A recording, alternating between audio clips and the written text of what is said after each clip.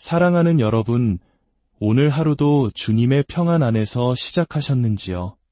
잠시 눈을 감고 생각해 봅시다. 만약 하나님께서 꿈에 나타나 내가 내게 무엇을 줄까?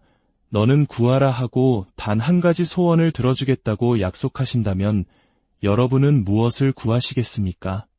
아마 많은 분들이 부와 명예 혹은 건강과 장수를 떠올릴 것입니다.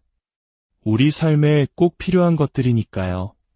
하지만 오늘 우리는 성경 속 한 위대한 왕의 이야기를 통해 그 모든 것을 뛰어넘는 가장 귀한 선물이 무엇인지 함께 나누고자 합니다. 이 이야기가 여러분의 마음에 깊은 울림을 주고 삶의 방향을 밝히는 등불이 되기를 소망합니다. 본격적인 이야기에 앞서 이 지혜의 말씀이 더 많은 이들에게 전해질 수 있도록 잠시 시간을 내어주시길 부탁드립니다. 이 영상에 좋아요를 눌러주시고 채널을 구독해주시는 것은 단순히 숫자를 늘리는 일이 아닙니다. 그것은 하나님의 은혜와 지혜의 씨앗을 더 넓은 밭에 함께 심는 귀한 동역입니다. 여러분의 작은 손길이 누군가의 삶을 바꾸는 놀라운 기적의 시작이 될 수 있습니다. 이 채널을 통해 주님의 사랑과 축복이 여러분의 삶에 늘 함께하기를 기도합니다. 성경 역사상 가장 부유하고 지혜로웠던 왕 솔로몬의 이야기로 들어가 보겠습니다. 그는 전설적인 아버지 다윗 왕의 뒤를 이어 이스라엘의 왕좌에 올랐습니다. 아직 젊고 경험이 부족했던 솔로몬은 아버지 다윗이라는 거대한 산의 그늘 아래에서 막중한 부담감을 느끼고 있었습니다. 거대한 나라를 이끌어야 한다는 책임감에 밤잠을 설치던 어느 날 밤 하나님께서 그의 꿈에 나타나셨습니다. 그리고 물으셨습니다. 내가 내게 무엇을 줄고 너는 구하라. 이 일생일대의 기회 앞에서 젊은 왕 솔로몬의 입에서 나온 대답은 모두의 예상을 뛰어넘는 것이었습니다. 그는 부귀영화를 구하지 않았습니다. 원수들의 목숨을 구하지도 오래 사는 장수를 구하지도 않았습니다. 대신 그는 이렇게 간구했습니다. 주님의 종에게 듣는 마음을 주셔서 주님의 백성을 재판하여 선악을 분별하게 하옵소서. 듣는 마음.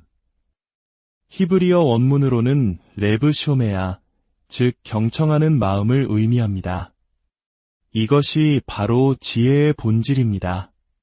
자신의 생각과 지식으로 가득 찬 마음이 아니라 하나님의 음성과 백성의 신음을 들을 수 있는 열린 마음을 구한 것입니다. 솔로몬의 이 니스와르타고 겸손한 기도에 하나님께서는 크게 기뻐하셨습니다. 성경은 이렇게 기록합니다.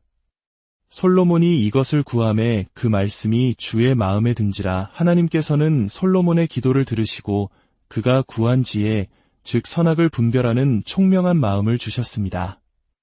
그러나 하나님의 축복은 거기서 그치지 않았습니다. 하나님께서는 말씀하셨습니다. 내가 구하지 아니한 부귀와 영광도 내게 주노니 내 평생의 왕들 중에 너와 같은 자가 없을 것이라. 이것이 바로 하나님의 법칙입니다. 우리가 먼저 그의 나라와 그의 의를 구할 때 이 모든 것을 더하시는 분이 바로 우리 하나님이십니다. 성경 잠언 3장에서는 지혜를 두 손을 가진 현숙한 여인으로 묘사합니다. 그 오른손에는 장수가 있고 왼손에는 부귀가 있다고 말합니다. 여기서 우리는 중요한 순서를 발견하게 됩니다. 더 중요한 오른손에 있는 것은 바로 장수, 즉 건강과 생명입니다. 우리 한국인들이 그토록 중요하게 생각하는 바로 그 가치입니다. 그리고 그 다음 왼손에 부귀와 명예가 있습니다. 하나님께서 솔로몬에게 주신 약속도 이와 같습니다. 부귀와 영광, 즉 왼손의 축복은 솔로몬이 구하지 않았음에도 조건 없이 주어졌습니다. 그 결과 솔로몬은 역사상 전무후무한 부를 누리게 되었죠. 오늘날의 가치로 환산하면 인류 최초의 조만장자였을 것이라는 분석도 있습니다. 하지만 오른손의 축복, 즉 장수는 조건부였습니다. 내가 만일 내 아버지 다윗이 행함같이 내 길로 행하며 내 법도와 명령을 지키면 내가 또 내 날을 길게 하리라. 안타깝게도 우리는 솔로몬의 말년이 어떠했는지 잘 알고 있습니다. 그는 눈부신 성공과 부귀 속에서 점차 마음이 교만해졌습니다. 수많은 이방 여인들을 아내로 맞이했고 그 여인들이 가져온 우상들을 숭배하기 시작했습니다. 하나님을 향해 열려있던 그의 듣는 마음은 굳게 닫혀버렸고 그는 하나님의 명령에서 멀어졌습니다. 그 결과 그는 하나님께서 약속하신 장수를 누리지 못하고 생을 마감하게 됩니다. 역사상 가장 지혜로웠던 왕의 안타까운 결말입니다. 솔로몬의 이야기는 우리에게 중요한 질문을 던집니다. 그렇다면 진정한 지혜란 무엇일까요? 어떻게 하면 그 지혜를 잃지 않고 끝까지 지킬 수 있을까요? 신약성경 고린도전서 1장 30절은 그 해답을 명확하게 제시합니다. 너희는 하나님으로부터 나서 그리스도 예수 안에 있고 예수는 하나님으로부터 나와서 우리에게 지혜와 의로움과 거룩함과 구원함이 되셨으니 그렇습니다. 지혜는 단순한 지식이나 기술이 아닙니다. 지혜는 인격체이시며 바로 우리 주 예수 그리스도이십니다. 솔로몬이 지혜를 잃었던 근본적인 이유는 그가 하나님과의 관계에서 멀어졌기 때문입니다. 즉, 지혜의 근원이신 주님을 떠났기 때문입니다. 우리가 아무리 세상의 지식을 쌓고 경험을 늘려도 예수 그리스도 안에 거하지 않으면 모든 것은 솔로몬의 부귀영화처럼 허무하게 사라질 수밖에 없습니다. 그렇다면 우리가 하나님으로부터 지혜를 받았다는 것을 어떻게 알 수 있을까요? 성경은 두 가지 분명한 증거를 보여줍니다. 첫째, 진정으로 지혜로운 사람은 삶의 중심에 예수 그리스도를 모십니다.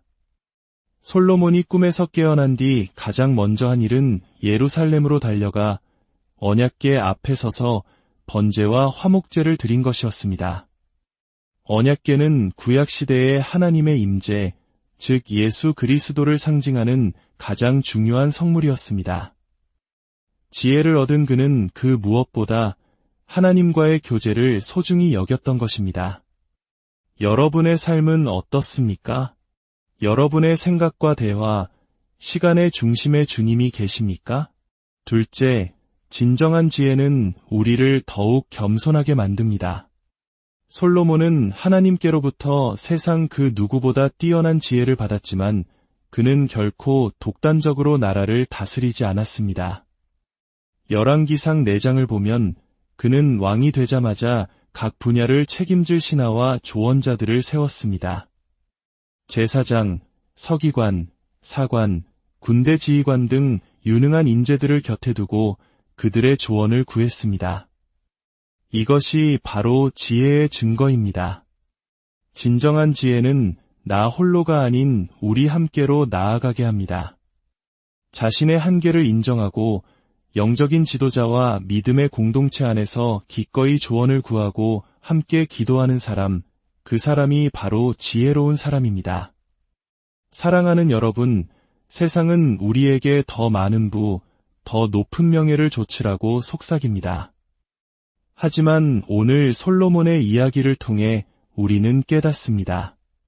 부와 명예를 좇는 삶의 끝은 허무할 수 있지만 지혜이신 예수 그리스도를 좇는 삶은 영원한 생명과 참된 만족으로 이어진다는 것을 말입니다. 날마다 겸손한 마음으로 하나님 앞에 나아가십시오. 어린아이와 같이 순전한 마음으로 지혜를 구하십시오. 하나님, 저에게 듣는 마음을 주옵소서.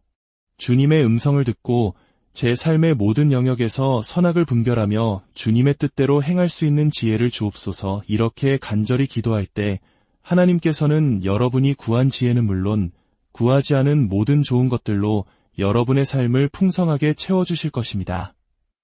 이제 잠시 함께 기도하는 시간을 갖겠습니다. 사랑과 은혜가 풍성하신 하나님 아버지, 오늘 솔로몬의 이야기를 통해 참된 지혜가 무엇인지 깨닫게 하시니 감사합니다.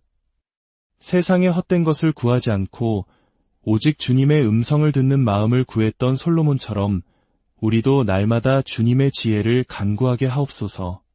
우리 삶의 중심에 예수 그리스도를 모시고 늘 겸손하게 주님의 뜻을 구하며 살아가게 하옵소서.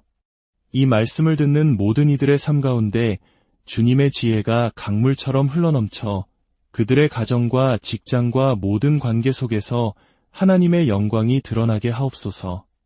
이 모든 말씀, 우리에게 참된 지혜가 되시는 우리 주 예수 그리스도의 이름으로 기도드립니다.